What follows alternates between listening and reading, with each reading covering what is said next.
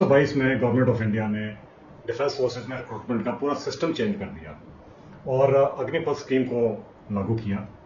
इस स्कीम के अनुसार सैनिक अभी 4 साल के लिए रिक्रूट किए जाएंगे और इनको अग्निवीर के नाम से जाना जाएगा। 4 साल के बाद इनमें से 25% को रिटेन किया जाएगा, बाकियों को डिस्चार्ज कर दिया जाएगा। इस स्कीम के ऊपर देश में काफी डिस्कशन हुआ है और कई लोगों ने इसको क्रिटिसाइज भी किया है और इस पर काफी नेगेटिव रिमार्क्स भी दिए हैं। मैंने भी इसके ऊपर में एक आर्टिकल द वीक में लिखा था। मेरा यह मानना है कि ये स्कीम एक अच्छी स्कीम है, प्रोवाइडेड हम इसको सही तरीके से इंप्लीमेंट कर सकें और अपने अग्निवीरों का ध्यान रख सकें। अनफॉर्चुनेटली कंट्री में इस विषय के ऊपर में जो भी डिस्कशन या डिस्कोर्स चल रहा है वो इस मैटर को और भी कंफ्यूज करता है। इसलिए मैंने सोचा कि इस विषय के ऊपर में एक ऑथेंटिक और क्लियर वीडियो लेके आऊं जो फैक्ट्स को ठीक तरीके से आप सबके सामने रख सके। तो चलिए देखते हैं कि अग्निपथ स्कीम क्या है और इसका हमारे देश के ऊपर, हमारे डिफेंस फोर्सेस के ऊपर में, हमारे जवानों के ऊपर में और हमारे फ्यूचर के अग्निवीर के ऊपर में क्या प्रभाव पड़ेगा। इससे पहले कि हम इस विषय को समझें, हमारे लिए यह जानना बहुत जरूरी है कि हमारा एग्जिस्टिंग सिस्टम क्या है रिक्रूटमेंट का। तो मैं आपको बताना चाहूंगा कि इंडियन डिफेंस फोर्सेज में तकरीबन 14 लाख सोल्जर्स, एयरमैन और सेलर्स काम करते हैं। इनमें से 12 लाख सोल्जर्स जो हैं वो आर्मी में काम करते हैं।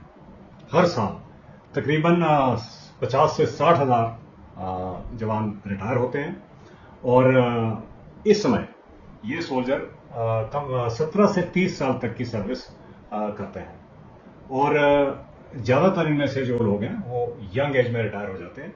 अगर आप रिटायरमेंट की एज को देखें तो तकरीबन 35 से लेकर 45 साल की एज है। इन सबको अपनी कलर सर्विस यानी कि 17 साल पूरे करने के पश्चात अपनी की हुई सर्विस के अनुसार पेंशन भी मिलती है और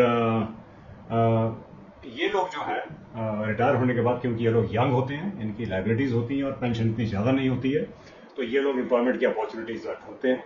इनमें से कई लोग गवर्नमेंट सेक्टर में या प्राइवेट में जॉब्स करते हैं या अपना बिजनेस भी करते हैं। आजकल के जो रिक्रूटमेंट के कोटाज हैं वो स्टेट की रिक्रूटेबल मेल पॉपुलेशन के बेसिस पर हर एक स्टेट का कोटा बटा हुआ है और उसी हिसाब से रिक्रूटमेंट को किया जाता है। एक और इंपॉर्टेंट चीज जो हमारी आजकल के रिक्रूटमेंट पे इंपैक्ट डालती है वो है हमारी इन्फेंट्री रेजिमेंट की रेजिमेंटेशन। जैसा कि आप जानते हैं, आपने सुना होगा कि हमारी इंडियन आर्मी में आपको Jammu and Kashmir rifles, Dogra regiment, Sikh regiment, Garhwal rifles, Kumaon regiment, Jat regiment, इस प्रकार की रेजिमेंट्स मिलेंगी। तो ये हमारी इन्फेंट्री की बड़ी पुरानी और हिस्टोरिकल रेजिमेंट्स हैं और इनमें एक स्पेसिफिक एरिया के जवान्स को ही रिक्रूट किया जाता है।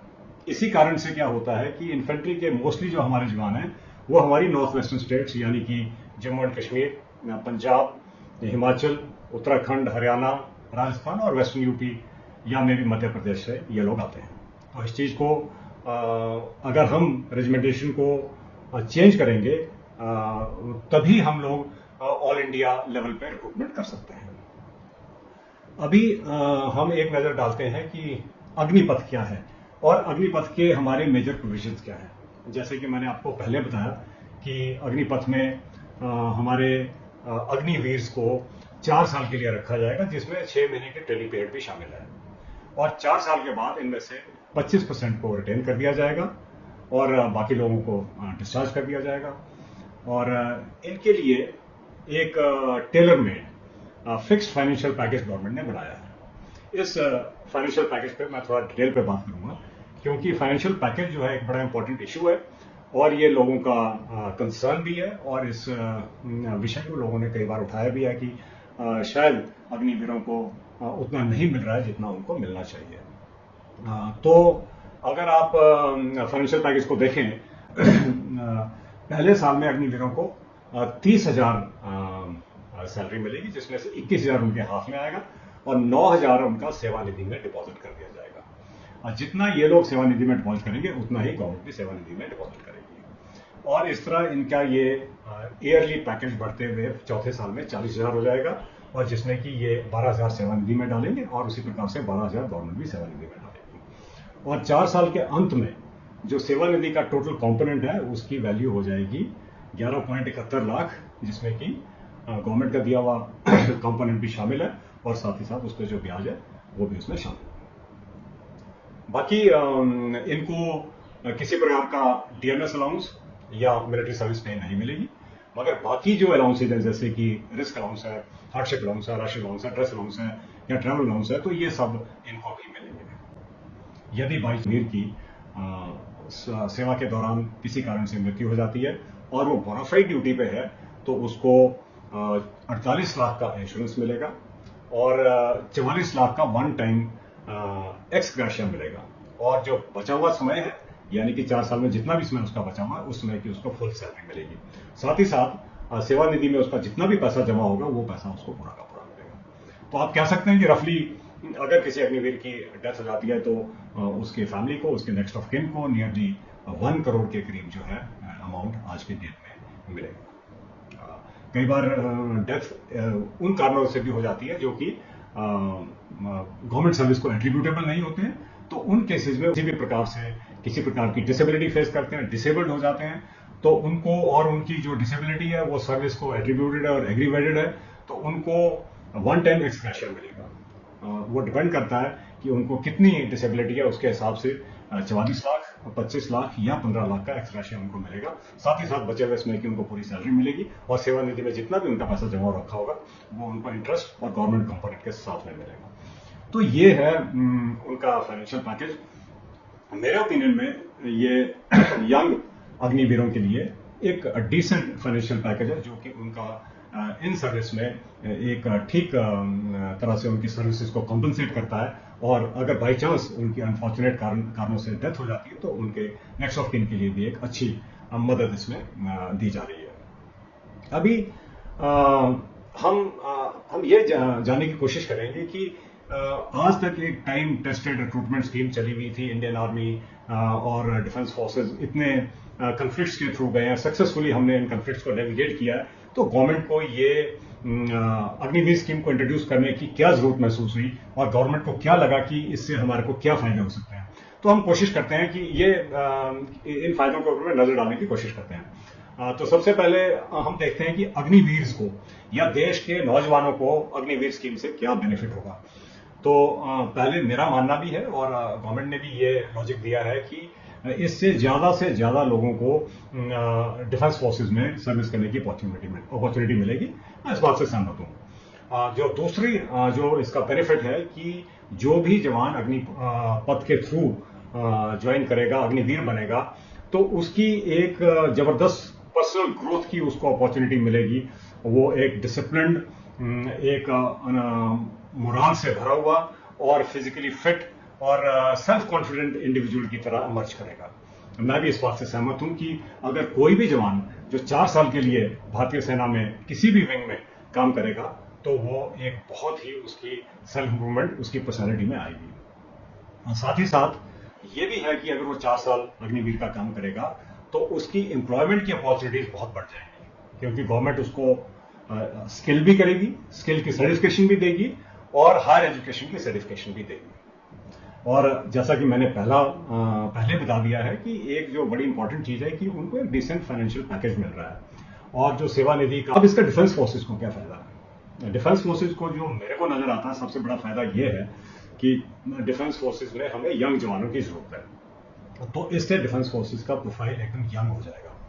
और इनफैक्ट मेरा तो यह मानना है कि शायद ये जितना हमें चाहिए उससे भी ज्यादा यंग हो जाएगा। खैर, इस इशू को हम बाद में एनालाइज करेंगे। साथ ही साथ मैं ये भी मानता हूं कि अगर इस स्कीम को देश के नौजवान एक अच्छे पॉजिटिव तरीके से लें तो हो सकता है कि काफी ज्यादा क्वालिफाइड और टेक्निकली साउंड सोल्जर्स जो हैं वो डिफेंस फोर्सेस को मिलेंगे। और इसका देश के लिए क्या बेनिफिट हो सकता है? देश के लिए सबसे बड़ा बेनिफिट तो ये है कि ट्रेंड और डिसिप्लिन अग्निवीर जो है 4 साल देश को अपनी सेवाएं देने के पश्चात में नेशनल वर्कफोर्स में आएंगे और डिफेंस फोर्सेस को उनके इथोस को नेशनल वर्कफोर्स में ट्रांसमिट करेंगे।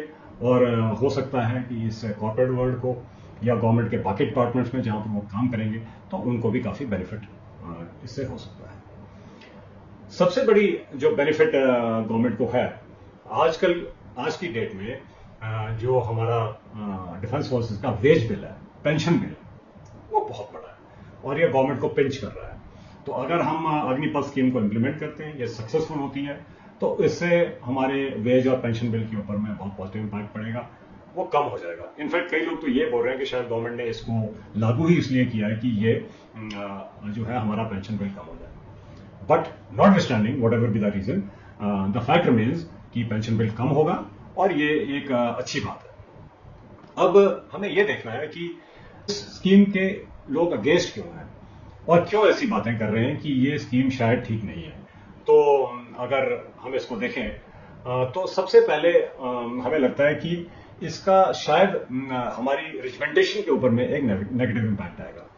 वो किस लिए आएगा? वो 2-3 कारणों से आएगा। एक कारण तो ये है कि अग्निवीर सिर्फ 4 साल के लिए नौकरी करेंगे, तो 4 साल में एक्चुअली एक रेजिमेंटल सोल्जर नहीं बनता है और उसके अंदर में वो रेजिमेंटल स्पिरिट, वो रेजिमेंट के लिए जज्बा नहीं आता है जो कि एक हार्डन सोल्जर में over a period of time आता है। और दूसरी जो इम्पैक्ट रेजिमेंटेशन पे हो सकता है कि अगर हमें ऑल इंडिया लेवल पर रिक्रूटमेंट करनी है तो हम जो एग्जिस्टिंग इन्फेंट्री रेजिमेंट्स हैं उनकी रिक्रूटमेंट बेसिस को पूरे तरीके से एक्सप्लॉइट नहीं करेंगे और ऐसा हो सकता है कि हमारी पुरानी इन्फेंट्री रेजिमेंट्स की कॉम्पोजिशन में एक चेंज आ जाए। तो इसलिए जो है मेरे हिसाब से एक्चुअली रेजिमेंटेशन में काफी बड़ा इम्पैक्ट आ सकता है। तो हमें ये देखना है कि क्या हमारे को अपने रेजिमेंटल सिस्टम को किस तरीके से हमने इसको कंटिन्यू करना है। और दूसरा जो क्रिटिसिज्म इसके ऊपर ये हो रहा है कि 75% लोग अगर डिस्चार्ज पे जाएंगे और सिर्फ 25% को रिटेन किया जाएगा, तो एक ऐसा टाइम आएगा जब 60 से 70% यूनिट के लोग जो होंगे वो अग्निवीर होंगे। यानी कि 800 लोगों की इन्फेंट्री बटालियन में तकरीबन 550 जवान ऐसे होंगे जिनकी सर्विस 4 साल से कम होगी। तो ये जो है एक बड़ा सीरियस इम्पैक्ट जो है बटालियंस की और रेजिमेंट्स की बैटल एफिशिएंसी पे डाल सकता है। मगर इसको ओवरकम किया जा सकता है अगर हम थोड़ा ट्रेनिंग पे ध्यान दें और कुछ सजेशन जो कि कई क्वार्टर से आ रही हैं अगर हम उनको इंप्लीमेंट करें तो इस कमी को एक्चुअली दूर किया जा सकता है। अंत में जो एक बड़ा क्रिटिसिज्म ये है कि अल्टीमेटली इंडिया जो है एक although it's a growing economy but still जो हमारी काफी हमारे यहाँ पॉवर्टी है, तो लोग जो है जॉब और फाइनेंशियल सिक्योरिटी को ढूंढते हैं। तो क्योंकि अग्निवीर में काफी लोगों को जॉब और फाइनेंशियल सिक्योरिटी नहीं दिख रही है, इसलिए ऐसा हो सकता है कि उनका मोरल डाउन हो। तो ये 4 क्रिटिसिज्म के पॉइंट जो है अग्निवीर के अगेंस्ट जो है वो सर्कुलेट कर रहे हैं। तो इसके ऊपर मैं गवर्नमेंट को कुछ सजेशन देना चाहता हूं और मैंने कई लोगों से बात की है, वो भी मानते हैं कि अगर हम इसको थोड़ा सा इसको ट्वीक करें, थोड़ी सी इसमें इंप्रूवमेंट्स करें, तो ये स्कीम काफी अच्छी हो सकती है। तो सबसे पहले हम ये रिकमेंड करना चाहें कि इसमें आप रिटेंशन की परसेंटेज को जो है एटलीस्ट 40% कर लीजिए और 5-6 साल 8-10 साल देखिए, और अगर सिस्टम इसको एब्जॉर्ब करता है और तो आप इसको बाद में अगर चेंज करना चाहें तो आप चेंज कर सकते हैं, वरना 40% पे आप कंटिन्यू करिए। उसमें क्या होगा कि आपका एक हेल्दी बैलेंस बनेगा between experience soldiers and young अग्निवीर्स।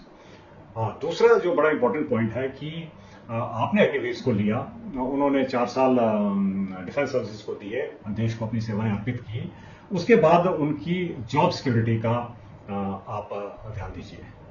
हो सके तो उनके लिए गवर्नमेंट डिपार्टमेंट्स में, सेंट्रल पुलिस फोर्सेस में या कॉर्पोरेट में उनके लिए कुछ रिजर्वेशन या कुछ प्रेफरेंसेस जो है क्लियरली उनको लेजिस्लेट कर दें।